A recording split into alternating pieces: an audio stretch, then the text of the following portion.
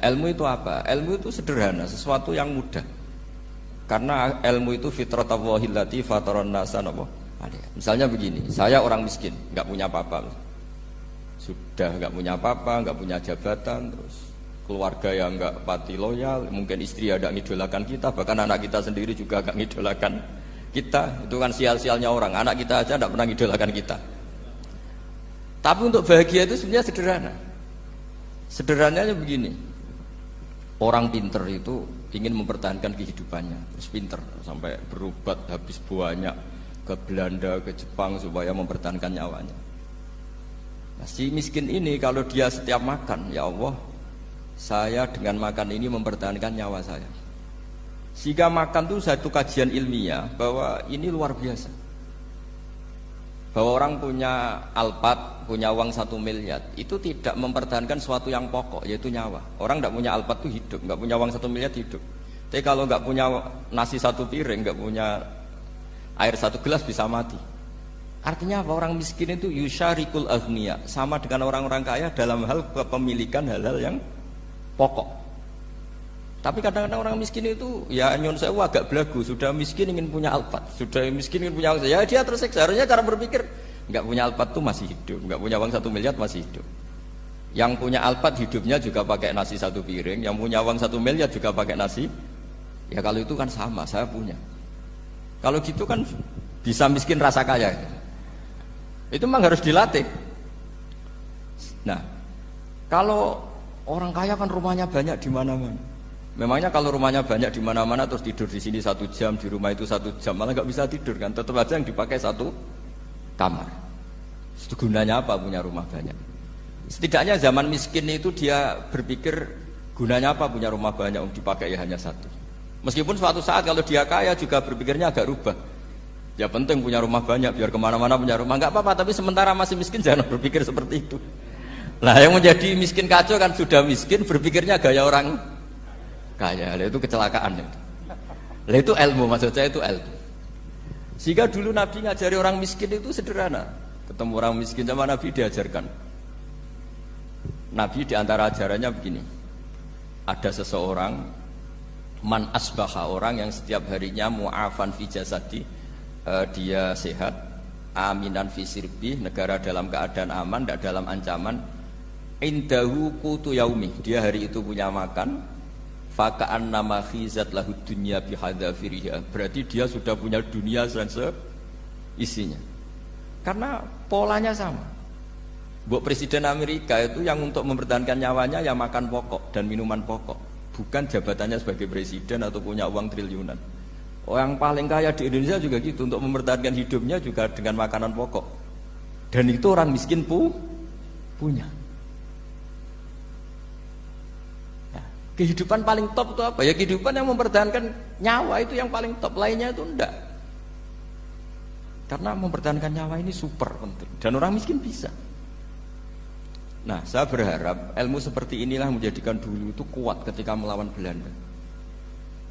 Kenapa kuat? Karena mereka gampang syukur.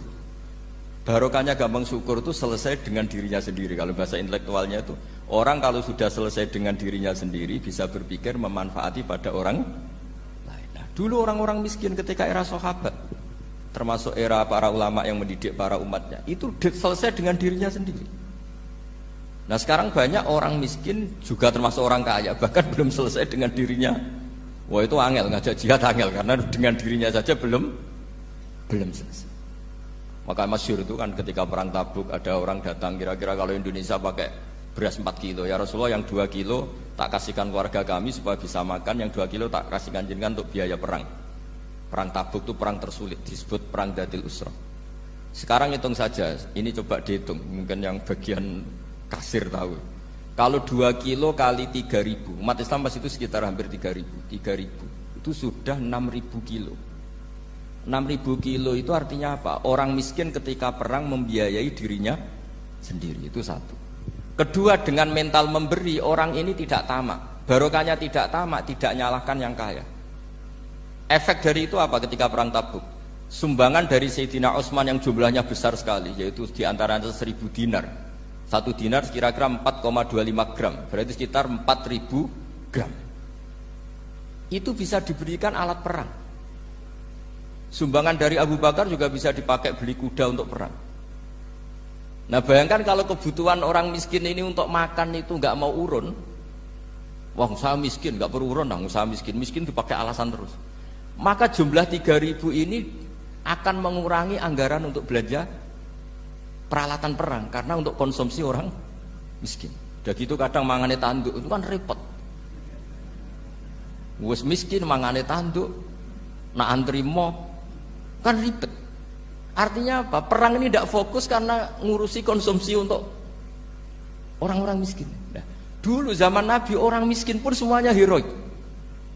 Mereka dibantu gak mau, inginnya bantu. Sampai dicibir sama orang munafik. Apa gunanya sedekah 2 kilo? Perang ini perang besar antar negara. Pas itu mau perang melawan Romawi.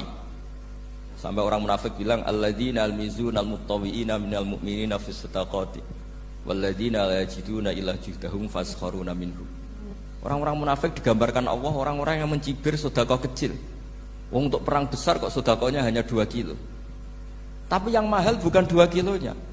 Kalau ada 1 juta orang miskin menyumbang negara 20.000, itu artinya apa? Kita punya rakyat yang inginnya hubungannya dengan negara memberi. Tapi coba kalau kita 2 juta rakyat yang inginnya dari negara mendapat, pegawainya demo ya.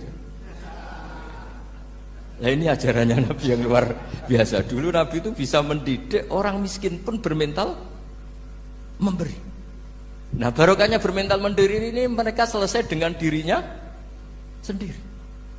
Coba kalau mereka tidak bawa makanan sendiri ketika perang, mungkin kuda yang untuk perang, terus mereka berpikir, "Bo ini saja disembelih supaya kita bisa makan." Ribet kan?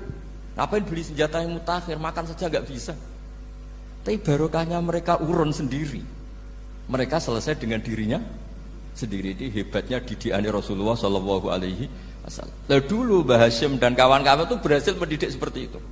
Santri yang miskin-miskin itu kalau ngaturi kiai duwene telo dikekno telo, duwene wi dikekno wi. Sehingga kiai sing wis mapan-mapan, misalnya kados kula wonten kan mun setengah mapan. Ya akhirnya ya iso mangan wi. Jebule wi ku ya enak. Santri ya seneng mergo kiai ini seneng pancen wis suwi mangan pizza misalnya. Nah, tapi nak sing melarat terus aku melarat kiai tak kei mosok doyan. Wis melarat medhit di alasan kan ribet kan. Ini yang perlu dihilangkan. Medhit kok berargumentasi. Tapi yang mahal itu bukan winya, mental memberi. Orang itu kalau mentalnya memberi itu berarti selesai dengan dirinya. Tapi kalau tidak bermental memberi pasti tamak. Dan tamak itu mesti menghakimi orang lain. Maka dalam kitab Hikam diterangkan penyakit terberat itu tamak. Kenapa? Karena orang kikir itu tidak ada kata-kata kitab Hikam, bukan kata saya. Yang ada itu tamak. Misalnya gini, saya kenal PLT Bupati Kudus. Tidak pernah saya bilang beliau kikir. Tapi sekali saya pernah mengajukan proposal tidak kesampaian. Wah, beliau medit. Jadi saya menvonis medit itu sebetulnya ya karena punya keinginan tidak kesampaian. Coba kalau tidak, bahwa medit itu orang serap penting. Misalnya anak-anak muda sama orang-orang cantik di Jakarta, pernah nggak kamu bilang itu sombong? Enggak kan? Setelah kamu bilang, "Mbak aku ingin kenalan Mbak sampeyan," terus dia nggak mau, baru kamu bilang sombong karena keinginan kamu enggak. Nah, bayangkan kalau orang bermental tomak, kayak apa bangsa ini? Nah, sahabat itu dididik oleh Nabi, tomak itu selesai karena keinginan mereka memberi. Sehingga Indonesia bisa merdeka begini itu barokahnya didikan ulama, semuanya ingin memberi. Dulu belum ada negara, tentara-tentara kemerdekaan kalau di kampung-kampung itu ya dibiayai donatur-donatur. Termasuk bahasa saya, bu saya dulu. Itu berapa ton aja beras untuk pasukan Hizbullah, pasukan TNI. Di Aceh ada Daud berih, ada yang baca berueh. Jadi baca aja kayak kira asap ada yang berih, ada berueh. Saya juga nggak tahu orang Aceh kalau baca berih memang. Nyumbang berapa emas untuk kemerdekaan Indonesia. Yang Kesultanan Jogja Legowo. Jogja tidak lagi negara tapi diberikan bagian dari Indonesia dan seterusnya. Nah, jadi semua ini barokahnya didikan Rasulullah SAW yang diteruskan para ulamanya bahwa nomor 1 didik masyarakat itu bermental memberi. Dengan bermental memberi apapun kecilnya ini selesai dengan dirinya sendiri. Itu kalau sampean nggak punya mental memberi, nanti pulang dari Pemda, sok acara di kabupaten berkata ini tok ribet itu. Awas itu, bar ngaji langsung lali berarti sampean. Sudah kalau nggak urun ini sudah luar biasa, nggak urun untuk berkat itu sudah luar biasa. Jadi itu yang makanya Nabi itu Quran dimulai wa mimma razaqnahum yunfikun. Quran mengajarkan bermental memberi, yunfikun. Nabi berkali-kali ngulang al yadul ulya khairum al yadis sufla. Dan memberi itu tidak harus nunggu kaya. Gambarannya Quran tentang orang baik itu gimana? Alladzina yunfikuna fis sarra wadharra. Bukan fis sarra saja, ketika wadharra juga. Saya pernah guyon sama orang kaya di Jakarta. Dia uangnya miliaran, mungkin malah triliunan. Guyon sama saya, Gus saya ini sudah sekian bangun masjid di mana-mana. Saya ini berarti hebat. Enggak kata saya. Enggak ada masjid agama tetap jalan kata. Karena di kampung-kampung sudah banyak masjid kata. Masih keren tukang becak kata. Kok bisa Gus? Sampai nyumbang masjid 1 miliar, itu masjid apa kata saya? Ya masjid-masjid besar. Nah itu paling dipakai kubah atau menara atau apalah yang tidak mendesak. Tapi kalau orang miskin, ngutangi orang miskin itu kalau nggak utang hari itu nggak makan. Kan nggak mungkin tukang becak ke utang ada bank atau orang kaya raya kan kenal saja enggak. Mesti orang miskin utangnya sama orang miskin. Saya kalau orang kaya utang Habib Bidin mesti mau beli Innova karena level orang elit jadi utangnya itu beli Innova, aksesoris Innova, seri terbaru. Tapi kalau orang miskin sama orang miskin utangnya itu beras untuk nyawa ya. Artinya apa? Kalau saya diutangi Habib Bidin untuk beli Innova itu ganjarannya itu sekunder. Tapi kalau sesama orang miskin itu ganjarannya primer. Keren mana? Hutang-hutangannya orang miskin sama orang kaya. Satu menyelamatkan nyawa, satu menyelamatkan citra. Dia baru sadar, ternyata orang miskin lebih hebat ketimbang saya, lebih hebat, tapi tidak usah ditiru kata saya. Cuma dia menjadi tidak sombong sekian miliar yang disumbangkan ke masjid karena dia menjadi tahu ternyata itu tidak bangga. Nah, kecuali masjid-masjid yang kamu nyumbang memang masjid perintis di daerah-daerah yang belum ada masjid. Kalau masjid-masjid besar itu kan kadang kebutuhannya sudah selera, bukan pokok. Nah, saya ini cerita ya, jadi supaya orang tahu lah. Zaman Nabi itu orang sudah selesai semua dengan dirinya sendiri. Jadi maksud saya Islam nggak apa-apa tanpa masjid itu masjid yang sudah sifatnya selera. Indonesia kan masjid sudah sifatnya selera semua. Yang dikatakan masjid pokok kan yang dipakai sholat bisa, dipakai alat sesuci bisa. Tapi kalau sudah selera ya pondasinya harus begini, lampunya harus dari kristal, terus kubahnya itu sudah selera. Nah rata-rata sumbangan yang miliatan itu kan sudah ke selera. Sementara orang miskin utang-utangan sama orang miskin untuk menyelamatkan apa coba? Nyawa. Artinya para orang miskin jangan kecil hati, wah saya sudah kok hanya 2 kilo, tapi 2 kilo nyawa. Dan itu pahalanya luar. Nah ini ilmu asal saja. Nah Kiai itu berhasil seperti itu sehingga orang-orang miskin dulu tuh ngrumat tentara itu ya nganggo wi, nganggo telo, bahkan ada yang pakai apa itu Pak Hartopo itu pisang itu, arasnya pisang itu. Gronggolnya pisang sudah dipakai saja Pak tentara. Tentara di mana-mana bisa makan. Coba kalau yang ngamal yang kaya tok itu tidak cukup. Tapi barokahnya yang miskin juga ikut ngamal itu cukup karena yang miskin itu mayoritas. Jadi didukung kaum miskin itu pasti menang lah kan kira-kira gitu. Karena di mana-mana orang miskin itu banyak. Menemukan orang kaya itu nyari data. Kalau menemukan orang miskin seketemunya pasti ketemu. Dan orang miskin ini dididik ulama untuk berkontribusi. Sehingga banyak tentara yang ketika dicari Belanda pura-pura jadi petani. Ini juga yang menyelamatkan orang miskin. Nah, ulama dulu itu orang paling sukses mensuasanakan seperti itu.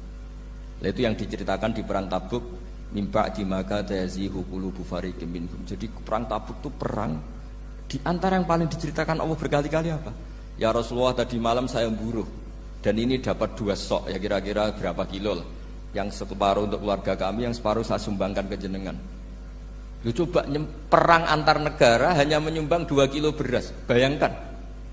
Tapi nilainya bukan 2 kilo. Kalau 2 juta rakyat Indonesia nyumbang 2 beras, artinya hubungannya dengan negara hubungan ingin memberi. Dan barokahnya hubungan ingin memberi, ora pati kecangkeman tomak, ora pati kakean menuntut. Ini yang mahal itu yang gak ternilai itu. Dan itu menjadi kekuatan yang luar biasa sehingga umat Islam bisa mengalahkan pasukan Romawi. Nah Indonesia dulu kira-kira seperti itu pra-kemerdekaan.